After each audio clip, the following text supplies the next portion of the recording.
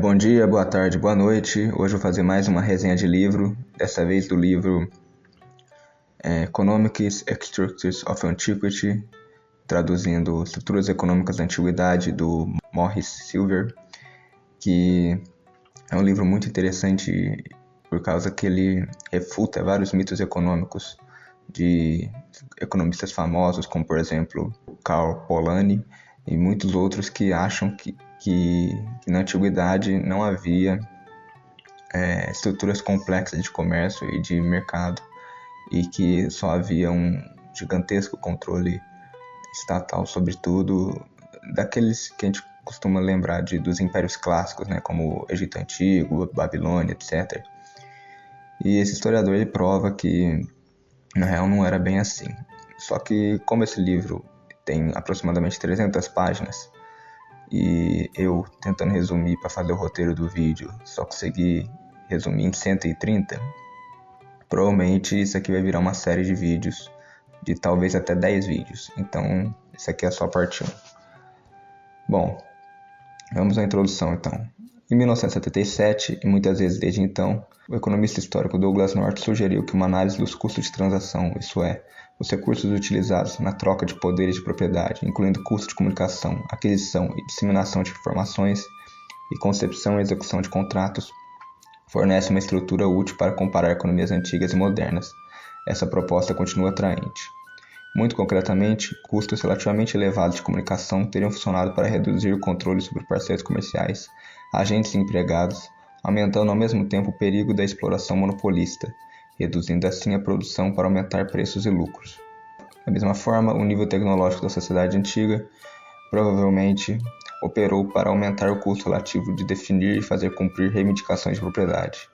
É evidente que esses custos desencorajam a divisão do trabalho e incentivam a autossuficiência e o armazenamento. Por outro lado, um papel importante do sagrado na celebração dos contratos, o desempenho da tecnologia, entre aspas, mágica, a substituição da memória, da recitação e dos gestos simbólicos pela alfabetização geral, a ênfase nos padrões profissionais e da manutenção de um bom nome, a proeminência das mulheres em funções empreendedoras e, de forma mais geral, elevação ou extensão dos laços familiares e outros desvios da economia impessoal nos mercados, tanto para bens de consumo quanto para fatores produtivos, devem ser entendidos como adaptações estruturais importantes que permitem a cooperação na vida econômica antiga. Ver, por exemplo, Ben Porat, 1980 e Landa, 1981. Esses padrões de comportamento peculiares do homem econômico antigo devem ser entendidos não como restrições sociais a uma economia que de outra forma seria autônoma, mas como facilitadores do crescimento econômico e do bem-estar num mundo com custos de transação de que outra forma seriam elevados. Os exemplos citados e muitas outras características institucionais da economia antiga são explorados na parte 1 desse livro. Contudo, e aqui está a questão central examinada na parte 2, estará North, 1977, correto ao afirmar que os custos de transação teriam sido uma barreira intransponível aos mercados formadores de preços ao longo da maior parte da história? Mais tarde, North, 84, sustentou que no mundo pré-moderno as economias eram estruturas organizacionais simples e descomplicadas. A troca era, para a maioria dos inimigos, um complemento para uma vida amplamente autossuficiente. Na sua premissa, podemos detectar a influência do historiador econômico Karl Polanyi, no seu trabalho em 81, que acreditava que os mercados se tornaram importantes apenas no século XVIII e XIX da era atual. Polanyi continua a gozar de um grande apoio entre os antropólogos, arqueólogos, pré-historiadores, etnohistoradores, historiadores econômicos, adeptos da tradição mais antiga da economia institucional e de outros cientistas sociais. Até os marxistas encontram valor nas teorias de Polanyi. Como bem observa Liverani, em 1990, a ideia de Polanyi na antropologia econômica e política tornou-se agora tão difundida que faz uso de muitos canais indiretos, de modo que um ensaio poderia facilmente ser escrito sobre o impacto da teoria de Polanyi sobre estudiosos que nunca o leram. A influência de Polanyi torna-se óbvia nas discussões sobre os mercados de terra e força de trabalho, ou melhor, na afirmação de que a antiguidade carecia desses mercados. Às vezes, a validade de uma ou outra das posições de Polanyi é deslocada para épocas e lugares fora da principal área de especialização do estudioso, na maioria das vezes para a Suméria do terceiro milênio a.C., ou para o Egito faraônico, ou para os minoicos e micênicos do segundo milênio a.C. Essa tentação de resgatar as hipóteses de Polanyi, deslocando-as com segurança no tempo e espaço, constitui uma boa razão para o estudo que trate de todo o mundo antigo. Atualmente não é possível escrever um livro intitulado Economia Antiga.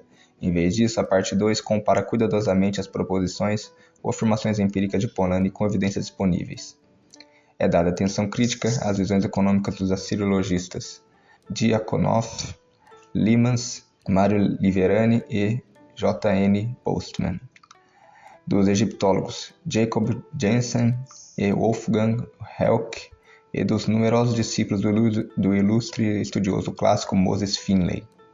É dada uma consideração aprofundada a várias questões chaves, incluindo se os portos de comércio serviram para economizar nos custos de cobrança de impostos, o papel desempenhado pela escravatura contratual nos mercados de crédito, a seleção adversa nos mercados de escravo, a propriedade individual versus a propriedade comunal da terra, a importância do comércio e da acumulação de capital, dos mercados versus hierarquias de templos e palácios, da presença de moedas e de dinheiro simbólico e do recurso a ficções jurídicas para contornar as regulamentações governamentais. No entanto, um perigo da perspectiva mais inclusiva é que a imagem resultante possa ser engrosamente estática e uniforme na composição. Um fator que contribui é, obviamente, a natureza esporádica das evidências sobreviventes, que força os assiriologistas a compreender o funcionamento das antigas instituições do Oriente Próximo por meio de estudos de caso. Tais objeções são reais, mas ceder a elas tornaria impossível o progresso em direção a uma síntese científica. Foi feito um esforço deliberado para evitar uma imagem telescópica, chamando a atenção para as causas e efeitos das mudanças nos padrões de vida e tendo em conta uma diversidade geográfica, incluindo as diferenças nas datações de recursos naturais e a proximidade das rotas comerciais. Mais importante ainda, a parte 3 trata do impacto nas economias antigas, do Oriente Próximo e da Grécia Antiga, das mudanças nos incentivos econômicos e das mudanças na política econômica. É um passo importante no sentido de levantar o véu sobre a variedade de situações históricas concretas e corrigir uma imagem de notável uniformidade. Aprendemos que as economias antigas foram capazes de fazer alterações profundas para tirar partido de novas oportunidades econômicas. O leitor é convidado a comparar os comentários do economista Friedman Goldsmith, no seu trabalho em 87, sobre a alegada estabilidade dessas economias. Vemos também que o antigo Oriente Próximo viveu períodos de regulação econômica abrangente e generalizada por parte do Estado, intercalados com longos períodos de atividade de mercado relativamente restrita. Houve também a chamada Idade das Trevas, em que a economia familiar aumentou em importância em relação aos mercados e às hierarquias. Vamos então à parte 1 do livro, que se chama Características Estruturais da Economia Antiga. A relação entre uma divindade de uma cidade e a prosperidade econômica dessa mesma cidade é facilmente ilustrada. Assim, na Mesopotâmia, a localização da antiga Mesopotâmia corresponde a mais ou menos o Iraque contemporâneo. Enki e a Ordem Mundial, um mito do final do terceiro milênio a.C. da Suméria, sul da Mesopotâmia, encontramos esse convite, abre aspas, que os barcos de Magan, provavelmente a península do Omã, carreguem um tesouro, os barcos Magilo de Meluha, provavelmente a região da civilização do Indo, negociem ouro e prata e trazem tudo isso para a cidade de Nippur, para um deus Enlil. Kramer, em 77, supõe que as entregas mencionadas podem ser respostas a certos atos realizados pelo deus Enki durante uma viagem anterior. Isso é razoável, pois no mito, o relato da visita de Enki a Magan, Meluha e Tilmun, geralmente identificado como atual Bahrein, é seguido imediatamente pelo carregamento de carga preciosa para Nippur. Curiosamente, o festival de culto Murubi, que aparentemente apresentava um navio sagrado, coincidiu com o vencimento de dívidas. Em Atenas, a Nomenia, ou primeiro dia do mês, era dedicado à adoração dos deuses e a um mercado ativo de escravos e burros. Está no livro Cavaleiros de Aristófanes, página 43 e 44, e no livro Vespas, página 169 a 171. Michalson explica, no seu trabalho 72, lembrando o Murubi da Suméria, que, abre aspas, um mercado para entes importantes como esses foi naturalmente realizado nesse dia porque no dia anterior, o Enikainea, as dívidas foram cobradas, fecha aspas. Isso se encontra no Nuvens de Aristófanes, página 1131 a 1141. É revelador que a palavra grega panegiris passou a significar festival religioso e mercado. No que diz respeito ao Império Romano, Macmullen, no seu trabalho em 70, fica impressionado com a coincidência dos dias sagrados dos deuses com os dias de mercado. Além disso, a importância da mão orientadora de qualquer deus e da sua concessão de conhecimento proprietário, discutido em detalhe brevemente, é evidente no conceito de divindades patronas dos artesãos e comerciantes. De acordo com a mitologia ugarítica, o artesão divino Cotar-e-Hazes construiu os ornamentos da tenda do deus supremo El e construiu um templo inovador para Baal. Mais tarde isso vai ser discutido. Na Bíblia, os mestres artesãos responsáveis pela construção do tabernáculo e seus móveis foram escolhidos por Yahvé e foram cheios de Espírito de Deus, de acordo com Êxodo, capítulo 35 e 31, versículos 34 e 35. Um sumo sacerdote de Ptah, no Egito, um deus identificado como Socares, era o maior dos diretores dos artesãos. E suas irmãs eram, agora vai ser difícil falar isso aqui, né? Kerhept, Kat, diretora de obras. Nos textos das pirâmides de 2350 a 2175 a.C., a deusa Nephthys é identificada como a deusa Seshat e chamada de Senhora dos Construtores. Aparentemente, os egípcios viam os artesãos, ou pelo menos os seus capatazes, como sacerdotes dos seus deuses padroeiros, de modo que o seu trabalho assumia o caráter de um ato sagrado. Hesíodo, em Obras 430, faz de Atena a padroeira dos carpinteiros. A vários deuses gregos foi atribuída a função de patrono dos oleiros. Em Atenas, Atena tinha esse papel, e em Corinto, Poseidon era provavelmente o deus padroeiro dos oleiros, a julgar pelas muitas cenas em tábuas de argila de fabricação e de envio de cerâmica de seu templo. Prometeu também era considerado o deus dos oleiros. O papel econômico dos deuses encontrou expressão importante na sua função como protetores de práticas comerciais honestas. Algumas divindades combateram abertamente o oportunismo e reduziram os custos de transação, inculcando e aplicando ativamente padrões profissionais. Esse papel é claro e bem conhecido nos tempos posteriores. Por exemplo, na Europa medieval, os cambistas que desejavam se instalar na Praça de Catedral de São Martino, em Lucca, tinham que jurar que não cometeriam nem roubo, nem truque, nem falsificação. Uma tábua literária hitita, de meados do segundo milênio a.C., retrata o comerciante segurando a balança diante do deus Sol, com quem tinha uma relação especial, mas o documento acrescenta, de acordo com a tradução de Pouvel, de 83, que ele falsifica as escalas. Podemos, no entanto, presumir que na prática os comerciantes muitas vezes davam atenção a seus deuses patronos e atribuíam pesos honestos. Uma inscrição mal preservada do V século a.C. da ilha de Tasos, um centro de produção de vinho localizado ao longo da costa da Trácia, trata de um delito envolvendo o comércio de vinho e vinagre. Provavelmente foi dirigido a vendedores que deturparam o vinagre como vinho. Osborne, em 87, observa que, abre aspas, a pena teve que ser paga aos dois deuses cujos santuários na Acrópole dominavam a cidade de Tasos, fecha aspas. A relação entre os deuses e a economia ainda é exemplificada pela deificação real de mestres comerciantes aventureiros, tecnólogos e importantes recursos produtivos reais ou míticos. Hércules, originalmente um deus dos comerciantes, foi posteriormente admitido no Olimpo. O grande construtor do Egito, Enhotep, recebeu um culto, assim como Ícaros e Triptolemeus, que, respectivamente, ensinaram aos gregos a cultura dos grãos e a tecnologia da vinha e do vinho. E o levantino Cotar, chamado Chaucer pelos gregos, o descobridor do ferro. Na verdade, os próprios metais e minérios metálicos, especialmente o ferro, foram deificados. Esse aspecto é ilustrado em Encome, no Chipre, um centro de produção de cobre, pela presença no século XII a.C., local de culto de uma estátua do deus lingote, uma figura masculina apoiada em uma base em forma de lingote de pele de boi. A personificação das forças naturais pelo homem antigo pode ter contribuído para uma relutância em procurar ganhos privados e crescimento econômico através do domínio da natureza. Por outro lado, se a chamada concepção animista da natureza inibisse o progresso técnico, então uma concepção animista da tecnologia teria exercido uma influência compensatória. Não se pode negar, é claro, que os próprios imperativos religiosos e supersticiosos que vinculam artesãos e comerciantes a padrões de desempenho e contribuem assim para a produção do bem de capital público confiança, reduziram simultaneamente os seus custos de conluio, ação conjunta e facilitaram os negócios e práticas monopolistas, ou seja, restringir a produção para aumentar preços e lucros. Observe o colofão de um texto técnico mesopotâmico, abre aspas, deixe o iniciado mostrar ao iniciado, o não iniciado não o verá, pertence às coisas dos grandes deuses. Sagres, 1962. Da mesma forma, as regras de Hipócrates determinam que as coisas sagradas são mostradas aos homens santos.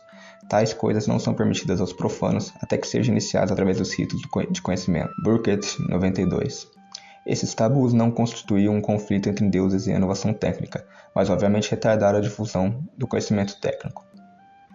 Além disso, a triagem cuidadosa dos candidatos à adesão do artesanato e o emprego pelas corporações de rituais solenes de iniciação e aprendizagem tiveram simultaneamente o efeito pró-desenvolvimento econômico de desencorajar o comportamento oportunista e o efeito anti-desenvolvimento de promover o monopólio ao retardar a entrada. A ideia de que a restrição do acesso às informações economicamente valiosas por parte dos deuses, a quem elas foram sagradamente atribuídas à exploração monopolista do público consumidor, é razoavelmente convincente. Por outro lado, também parece razoável que o esoterismo ordenado pelos deuses possa, no geral, ter promovido o progresso técnico ao antecipar as leis de patentes. Suckman, em 1989, retrata, abre aspas, a magia como uma barreira à engenharia reversa, isto é, como dispositivo para impedir a imitação de tecnologias que de outra forma seriam simples. A magia, no entanto, serve mais que um mero aditivo de diversão. Também constitui o núcleo de um complexo culturalmente validado de direitos de propriedade intelectual. Dentro de um contexto cultural de apoio, a magia cria um monopólio que se aproxima da concessão da lei de patentes moderna ao inventor do direito de excluir outro de fazer, usar ou vender uma invenção. Além de preconceitos cognitivos, os direitos de propriedade mágicos também extraem força de construções culturais mais elaboradas.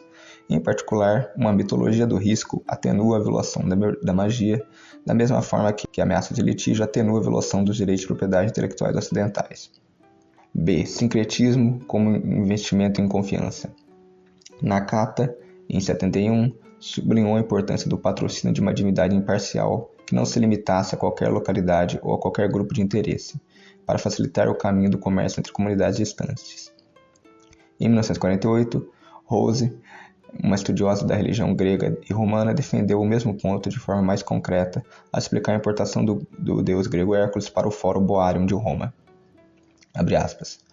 O mercado de gado, Fórum Boarium, fica na margem do rio, um lugar natural para os comerciantes que sabiam ou desciam o rio encontrarem os primeiros habitantes de Roma e trocarem seus produtos por coisas como gado vivo ou sua carne, sebo e peles. Mas o fato de que os estrangeiros se reunirem pacificamente dessa forma não é uma coisa fácil nas condições iniciais da sociedade. Para garantir a segurança de todos os envolvidos, é bom que o local esteja sob a proteção de um deus que tanto os compradores como os vendedores reconhecerão. As aventuras de Hércules conquistaram a reputação de grande viajante, e parece que se pensava que ele teria um sentimento de solidariedade mesmo com os andarilhos menos guerreiros e poderosos do que ele, os mercadores que subiam e desciam o país nos primeiros tempos. Fecha aspas. Essa é uma excelente afirmação com a ressalva de que provavelmente subestima as capacidades bélicas dos antigos comerciantes. Na verdade, é possível, sem reduzir a adoração dos deuses ao estatuto de epifenômeno econômico, encontrar nas observações de Nakata e Rose um incentivo positivo para que os indivíduos ou comunidades reduzam os custos de transação investindo na criação de deuses comuns. Para ilustrar, texto de meados do terceiro milênio a.C. de Ebla, no norte da Síria, mencionam cerca de 500 deuses e incluem listas que equiparam os deuses de Ebla aos da Mesopotâmia, uma região a qual a Ebla mantinha extensas relações comerciais. Pettinato, 1981. O processo sincretista, isto é, o processo por meio do qual as práticas religiosas dos povos separados são unificadas, tantas vezes notado e condenado tanto na Bíblia como por comentadores modernos, pode, pelo menos em parte, ser entendido em termos da produção de um novo bem de capital público, a confiança. Esse esforço é provavelmente o tema subjacente de Gênesis 34, que levanta a possibilidade de relações de troca mutuamente benéfica entre os israelitas, que habitam as colinas com seus rebanhos, e os cananeus que cultivam grãos na planície. O governante local de Siquém diz aos seus habitantes que o patriarca Jacó é pacífico, portanto deixe-o habitar na terra e negociar nela. Gênesis 34, 21. Para provocar uma consciência de valores compartilhados com os israelitas, é decidido que todos os cananeus serão circuncidados. Já em meados do terceiro milênio a.C., o elaborado mito do deus Osíris e os rituais que o acompanhavam serviram para solidificar um padrão comercial em que o Egito exportava cereais e linho para Biblos, no Levante, em troca de boa madeira. Segundo o mito, Osíris, um deus identificado tanto com os grãos quanto com o linho, foi encerrado por seu irmão Seth em um baú de linho que foi procurado pela deusa Ísis e encontrado em biblos dentro de uma árvore de cedro. Parece que os egípcios Osíris, Seth e Ísis foram identificados com os fenícios Adonis, o nome grego, Baal e Astarte. Há evidências, ainda que dos tempos clássicos, que Biblos marcou a abertura da navegação no início de março, com lamentos pelo deus morto Adonis, que nasceu do hábito, e o lançamento de um barco no qual Ísis, a padroeira da navegação, havia colocado o baú contendo o corpo de Osíris. Parece que uma cabeça de papiro de Osíris viajava anualmente do Egito para Biblos. Outro exemplo interessante de investimento sincrético é fornecido pelo épico sumério En-Mekar e o Senhor de Arata. Esse mito se passa no início do terceiro milênio a.C., quando a terra montanhosa de Tilmun ainda não existia, quando o tráfico não era praticado e quando o comissionamento de comerciantes não era praticado. En-Mekar, o governante de Uruk, na Suméria, pegou grãos do armazém e os despejou em sacos que foram então carregados em burros de transporte e enviados para Arata, provavelmente no Afeganistão. Após vários testes de vontade e tribulações, Arata concordou em exportar pedras semi-preciosas, supostamente estanho, em troca de grãos da Suméria. O núcleo central da verdade histórica na explicação desse padrão comercial é que ambas as cidades adoravam ou passaram a adorar a mesma deusa, Inanna. Um processo sincrético semelhante é evidente no Egito. Por exemplo, no Antigo Império, encontramos o título Juventude do Alto Egito, que saiu da Núbia, atual Sudão. Este Deduen, senhor da Núbia, que carregava incenso, um produto do sul, foi assimilado a Horus. Mais tarde, e mais concretamente, durante o florescente comércio do século XIX a.C. com a Alta Núbia, o faraó Sesostris III fundou nessa região um templo bem dotado dedicado ao deus núbio Deduen. Na segunda metade do segundo milênio a.C., Gaza e Ascalão, dois portos levantinos que negociavam com o Egito, acolheram templos para os deuses egípcios Amun e Ptah, respectivamente. Muito mais tarde, a relação comercial especial entre os Dórios de Rhodes, o Egito foi reforçada pelo mito de que o templo de Atena em Rhodes havia sido estabelecido por uma filha de Danaus, ancestral homônimo de Danaans e irmão de Aegyptus, o ancestral homônimo do reino do faraó Amasis. Uma evidência primária, pela qual estou em dívida com um árbitro anônimo, é que as tabuinhas de Pirge, no norte de Roma, na costa da Etrúria, datadas de cerca de 500 a.C., mostram cartagineses e etruscos adorando a deusa Astarte em conexão com o comércio. Bom, então é isso, o vídeo já está bem grande. Continuamos então na parte 2. Obrigado a todos que assistiram, até mais.